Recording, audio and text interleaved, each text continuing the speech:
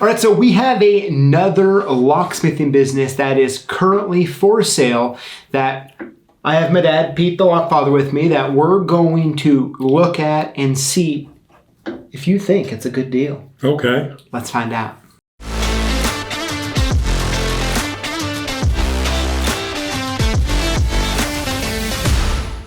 All right, so this locksmithing business is in Southern California. Okay. My birthplace. Yeah. And, well, where you live most of your life, right?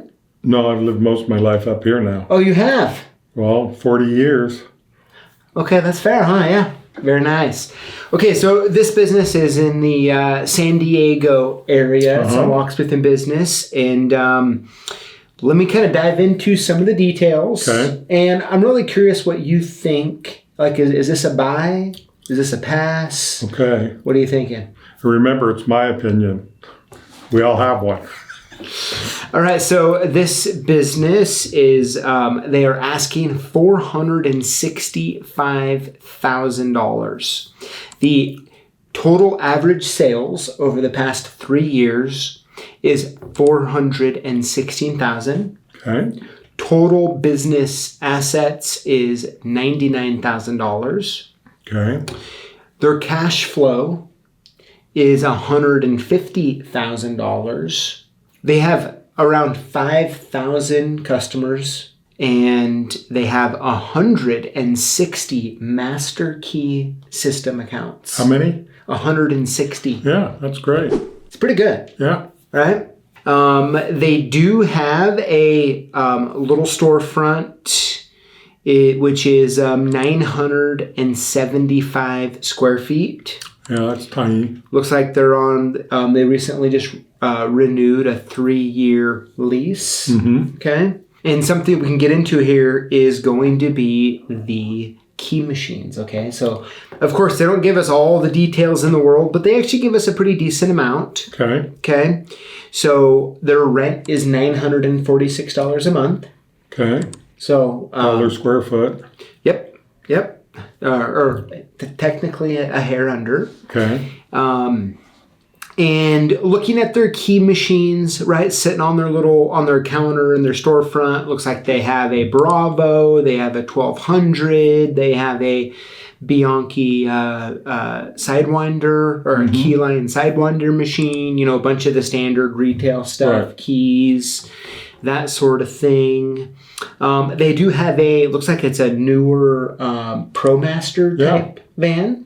Mm-hmm. Of course, not too much details in it, but a few things I think that are actually really important is that this business has been around since 1995. Okay.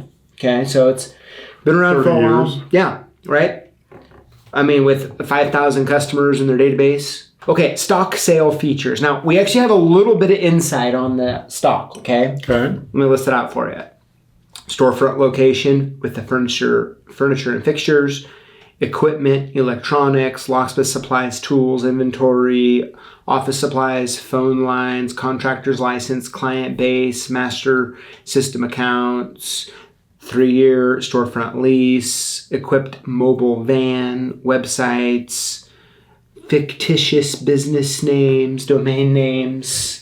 What is fictitious? I mean, they must be like outside of I don't know, locksmithsandiego.com or something. And here's a little bit about the business here, okay?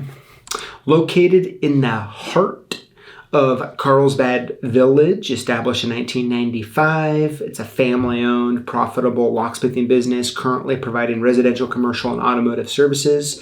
Storefront location offering key duplication, automotive replacement locks, keys, fobs, and general locksmithing.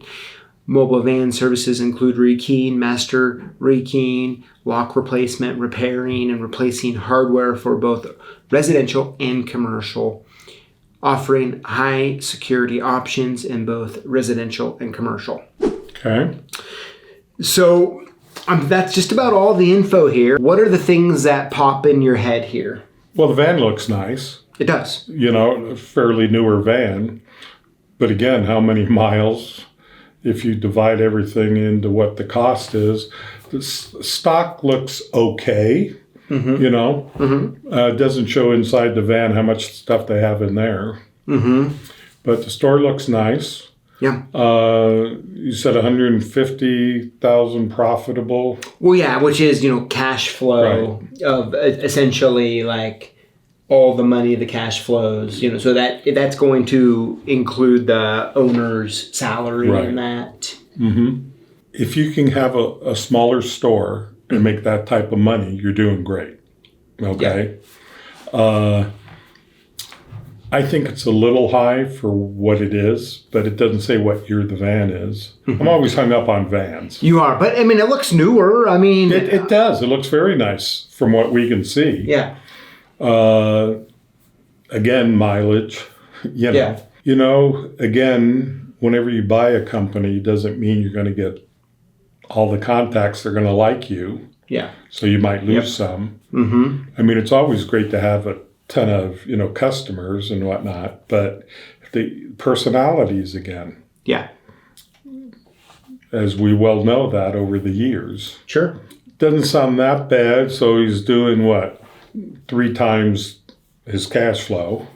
Yeah, he was asking 3 times his cash flow, which is very typical. Yes, it is. Right? I guess I'd need some more stuff on it, So, so let's talk about it. So, been around since 1995. Right. So it's 30 years old. That's great because that's what you want. That's great. So, it's safe to say, I'm guessing it's used the same number this whole time, right? Phone number and all of that. 160 master keying accounts. Right. It's good money. That's a lot. How many do you think you have? Oh, probably twice that. Okay. But, we know that there's pain involved if an end user wants to move to a different locksmith. Right. We know there's a lot of pain involved. Yes, we really, do. money-wise, to redo that. And it can be very difficult. Most locksmiths, under most circumstances, are going to want to redo the master key system because they don't know what type of spaghetti or rules that have been broken. It doesn't mean how many, if the owners of the old, sell it, the person what has the master key system, the building, they'll ask for it, but we never give them unless they paid for them originally. Yeah, which, you just classify those as reference material for you to do your job. You're not charging for it. Yeah. So we can keep good, master key charts and whatnot. Yeah. From my point of view, the van looks super clean. Yes. Super nice.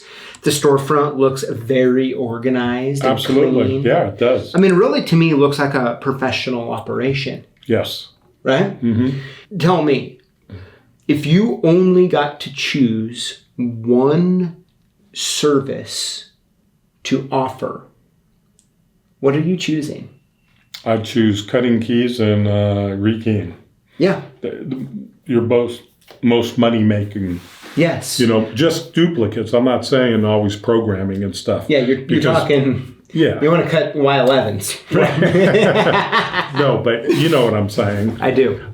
It's great automotive, but, you have to spend that much more for the equipment. It doesn't say if they have the equipment for programming. It says we cut keys.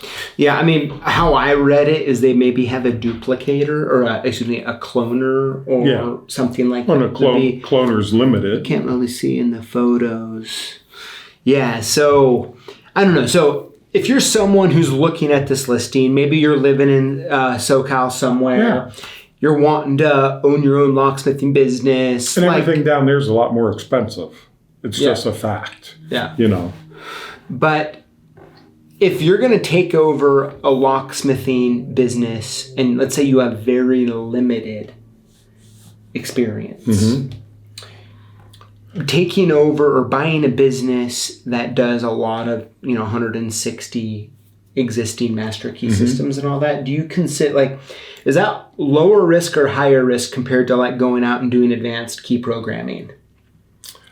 I'd say it's higher risk. What is? The programming of the keys. Oh yeah, exactly. Yeah. So my point is like this type of a business is a fairly low risk to learn, to get up to speed quickly. Now, but it doesn't say how long they're going to train if it's a novice. Ooh, let's open to discussing stay on options to ensure smooth transition.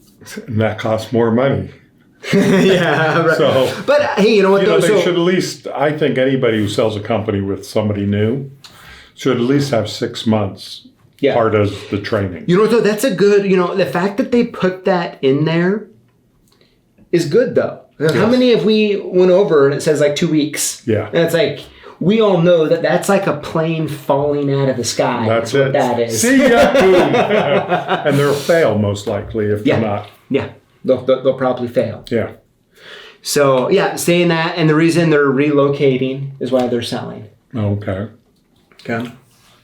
So, I mean, if you're sitting there, you know, looking at that based off of what we have talked about, I mean... The price is probably worth it because I know things down there are a lot more expensive. Mm-hmm. You know. Just operation costs more. Yeah. A big question I have when I look at something like this is it one of those like what we see a lot of, which is like, so they have a storefront, but so they do the store, they have certain hours set, and then they do jobs outside of that. Right. Right? Or do they have a full-time person or a part-time person in that store? It's family run, so you would think one would be in the store and one or two be in the store and one would be outside. Yes, and I guess is what I'm trying to get at with that is in this, the earnings of the business is there another, like how many mouths are being fed? Absolutely, it's always a big thing, right? So that's an interesting. It takes 3 of them for 160 or 150,000. You know, that's only $50,000 a year, which is not bad, but you know, that's still a lot. Yeah. They say, you know, they have some city entities, pharmacy, property management, car dealers. Yeah. You know, they have a good schools, churches, that sort of thing. Absolutely. I think it's at a lot of them that we've looked at as far as like, it looks like from what we can tell how the business is making money, right? Mm-hmm. If you're doing $500,000 in revenue and you have a cash flow of 150. That's pretty gosh darn good, right? Yeah. Especially in like San Diego area, right?